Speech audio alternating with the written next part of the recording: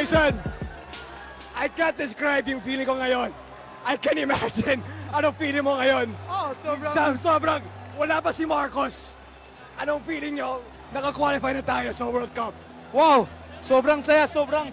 Hindi namin ma-imagine na magagawa nito kahit wala si Marcos kasi second half pa lang parang nawalan kami ng gana pero sinabi ni Coach na keep attacking lang at saka puso. Yun yung sinasabi niya lagi.